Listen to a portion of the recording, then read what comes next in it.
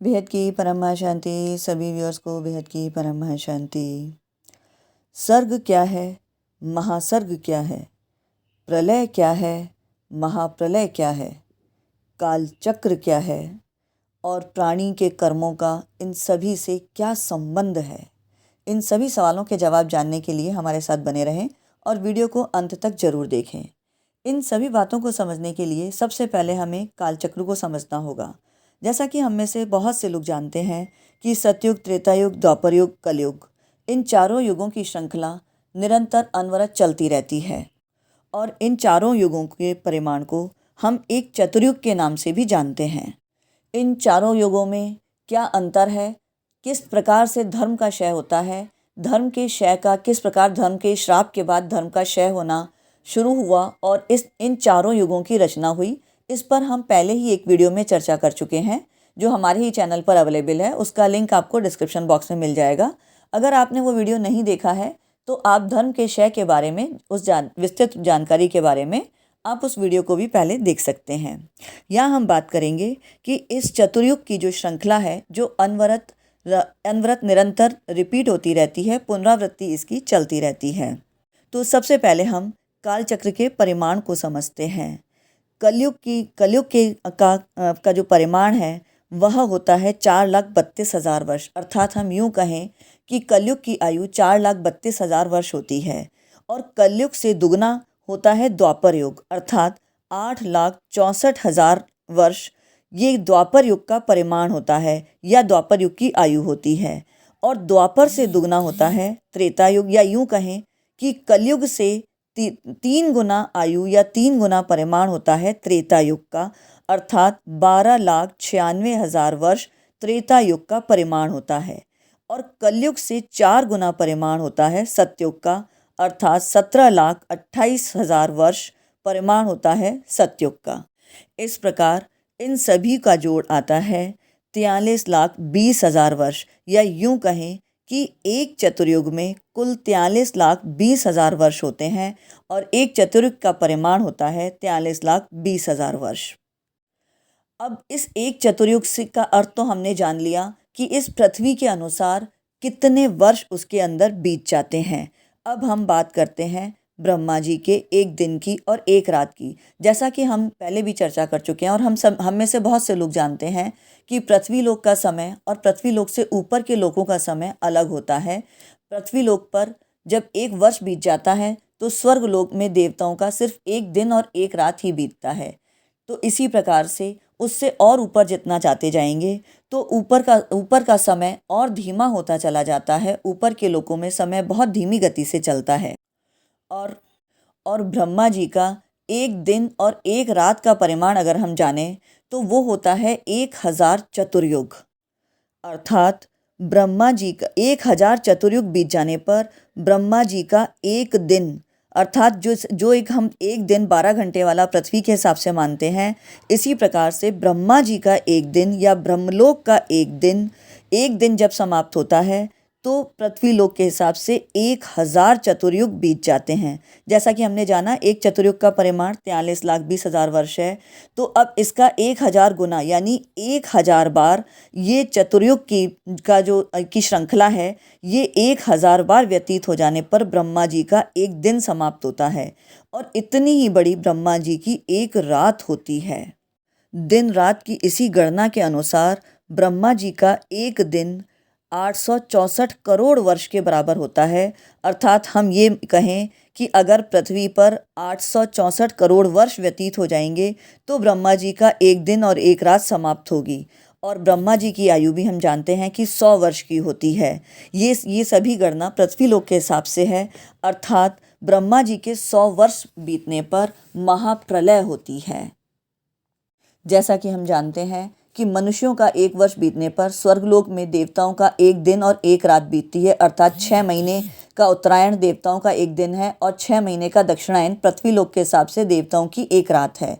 जैसा कि हम में से बहुत से लोग जानते हैं कि 6 महीने जब देवता सोते हैं, देवशयन में कोई मांगलिक कार्य नहीं होता और वही दक्षिणायन समय होता है, देवताओं की रात्रि चल रही होती है स्वर्गलोक में। और इसी प्रकार से उसके और ऊपर के लोकों में काल की गणना अलग अलग होती है, क्योंकि काल का समय वहाँ धीमा हो जाता है। और जैसा कि अभी हमने जाना कि ब्रह्मा जी का एक दिन 1000 चतुर्युग के बराबर होता है। तो ब्रह्मा जी के जागने पर, अर्थात ब्रह्मा जी के जागने पर उनके दिन में जब सृष्टि का उदय होता है, सृष्टि उत्पन्न होती है, उसे ही सर्ग कहते हैं।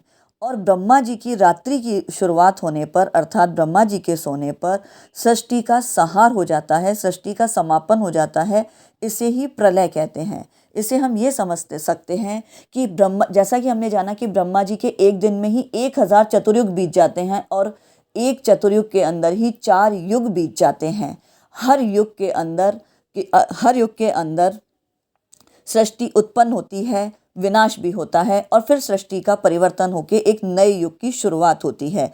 ब्रह्मा जी के एक युग में ही 14 इंद्र बीत जाते हैं, 14 मनवंतर बीत जाते हैं। और ब्रह्मा जी के दिन की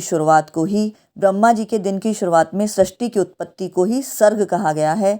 और ब्रह्मा जी की रात्रि की शुरुआत में प्रलय होने पर ही, जब ब्रह्मा जी की रात्रि में सृष्टि का पूरा संहार हो जाता है, उसे ही प्रलय कहते हैं। ब्रह्मा जी के दिन और रात सूर्य से उत्पन्न नहीं होते। जैसे कि हम पृथ्वी पर देखते हैं, सूर्य उदय होता है तो दिन होता है, और सूर्य अस्त होता है तो रात होती है। परंतु ब्रह्मलोक में ऐसा नहीं होता। ब्रह्मलोक के दिन और रात सूर्य से नहीं चलते, बल्कि प्रकृति से होते हैं। ब्रह्मा जी जब अपनी आयु पूरी कर लेते हैं, तब सृष्टि की जन्मदात्री, अर्थात सृष्टि को जन्म देने वाली जो मूल प्रकृति है, वह ब्रह्मा जी के साथ श्री कृष्ण, या यूँ कहें पूर्ण परमात्मा, परमपिता परमेश्वर के सूक्ष्म शरीर या अव्यक्त शरीर में अव्यक्त रूप में लीन हो जाती है। इसे ही महाप्रलय कहते हैं। इतना ही समय बीतने के बाद भगवान परमात्मा श्री कृष्ण मूल प्रकृति को और ब्रह्मा जी को पुनः प्रकट करते हैं, जिसे हम महासर्ग या विसर्ग कहते हैं। सृष्टि की उत्पत्ति, महासर्ग और महाप्रलय के बारे में भी हमने विस्तृत रूप से एक वीडियो में चर्चा की है, जो हमारे ही चैनल पर अवेलेबल है। उसका लिंक भी आपको डिस्क्रिप्शन बॉक्स में मिल जाएगा। अगर आपने वो वीडियो नहीं देखा है तो आप उसे भी देख सकते हैं। परंतु यहाँ सर्ग का अर्थ है ब्रह्मा जी के एक दिन के अंदर सृष्टि की उत्पत्ति, और प्रलय का अर्थ है ब्रह्मा जी की रात्रि में सृष्टि का संहार। वहीं महासर्ग का अर्थ है जब ब्रह्मा जी की आयु पूरी हो जाने पर, अर्थात ब्रह्मा जी की जो 100 वर्ष की आयु है वो पूरी हो जाने के बाद जब सृष्टि उत्पन्न होती है, उसे महासर्ग कहते हैं। और ब्रह्मा जी की 100 वर्ष की आयु पूरी होने पर जब पूरी सृष्टि मूल प्रकृति में लीन हो जाती है, अर्थात इसी को ही हम महाप्रलय कहते हैं। परमाणु काल की छोटी से छोटी अवधि है।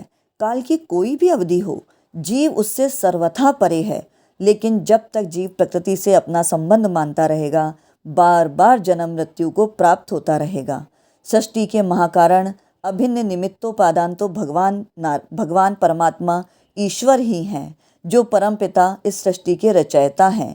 अतः हमारा एकमात्र संबंध उन्हीं से है। परंतु जीव भूलवश अपना असली संबंध जो उसका परमात्मा से है, उसे भूल बैठा है और इस माया में उलझ गया है। नराणाम अयनम, जो सारे जीवों के परमधाम है, लक्ष्य हैं, लव निमेष परमाणु वर्ष युग और कल्प जिनके प्रचंड बाण हैं, और काल जिनके धनुष हैं। हे मन, भगवान कहते हैं, तू उन्हीं परमात्मा को क्यों नहीं भजता। लव निमेष परमाणु जुग बरस कल्प सरचंड, भजसी न मनते ही राम को काल जस को दंड। मानस ल मंगलाचरण, अर्थात भगवान यहाँ कहते हैं कि ब्रह्मलोक तक के सभी लोग अनित्य हैं, लेकिन परमात्मा तो नित्य हैं। इसीलिए जीवों के एकमात्र प्रापणीय तत्व अविनाशी परमात्मा की महिमा का वर्णन भगवद गीता के माध्यम से भगवान श्री कृष्ण ने अर्जुन को बताया है। एक तरह से ये मानव जाति के लिए संदेश है कि ये मनुष्य जीवन के रूप में जो सुअवसर मिला है, वो उस नित्य परमात्मा को पाने के लिए, अविनाशी परमात्मा की प्राप्ति के लिए ही दिया गया है। अब समझते हैं प्राणी इस माया जगत के अंदर रहते हुए जो भी कर्म करता है, उसका इन सब से क्या संबंध है। इस पर भी हमने विस्तृत रूप से महासर्ग और महाप्रलय के बारे में भी चर्चा की है। कर्मों के अनुसार आत्मा की गति के बारे में भी हमने एक वीडियो में पहले ही चर्चा की है। और अब यहाँ और ज़्यादा समझते हैं कि सर्ग, महासर्ग और इनसे क्या संबंध है। हम ये भी जानते हैं कि मनुष्य हर पल कोई ना कोई कर्म करता है। मनुष्य किसी भी पल कर्म किए हुए बिना नहीं रह सकता है। और मनुष्य जो कर्म करता है, चाहे वो अच्छा कर्म करे या बुरा, शुभ कर्म करे या अशुभ कर्म, उसका फल तो उसे भोगना ही पड़ता है। वो चाहे इस जन्म में भोगे या आगे आने वाले जन्मों में भोगे। इस जन्म में जो कुछ भी मनुष्य को प्राप्त हुआ है, ये उसके पुराने जन्मों के कर्मों का ही फल है, जिसे प्रारब्ध कहते हैं। और मनुष्य अब जो कर्म कर रहा है उसे वो आने वाले जन्मों में भोगता है, चाहे वो इस जन्म में भोगे या आने वाले अपने कई और जन्मों में। मनुष्य के कर्मों का कभी भी अंत नहीं होता। सृष्टि का अंत होने पर भी मनुष्य के कर्मों का अंत नहीं होता। फिर चाहे वो प्रलय में मनुष्य का अंत हो या जीव का अंत हो, तो सर्ग की उत्पत्ति के अंदर अपने कर्मों के अनुसार ही मनुष्य उस योनि को प्राप्त करता है।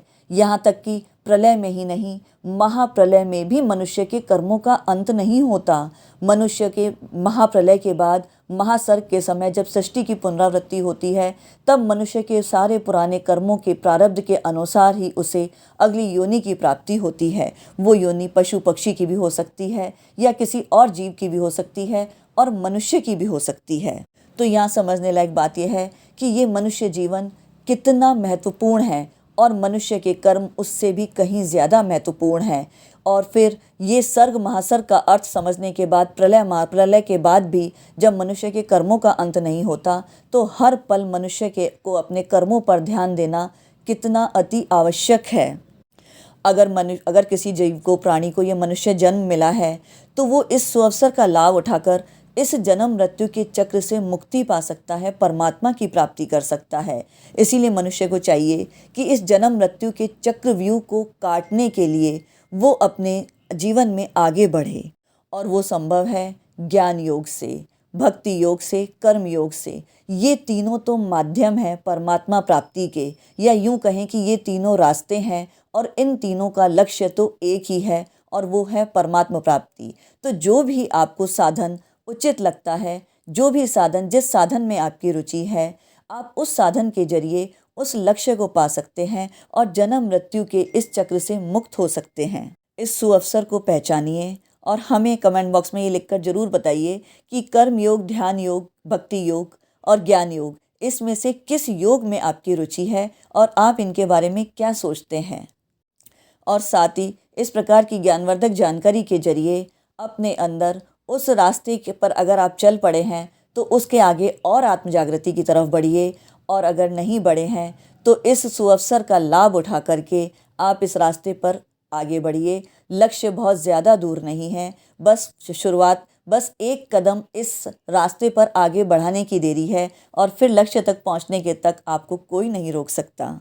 इसलिए मनुष्य जीवन का असली लक्ष्य तो है परमात्मा की प्राप्ति। वीडियो को पूरा देखने के लिए आप सभी का बेहद का परम धन्यवाद। इसी प्रकार की ज्ञानवर्धक जानकारी के लिए हमारे चैनल पर बने रहें।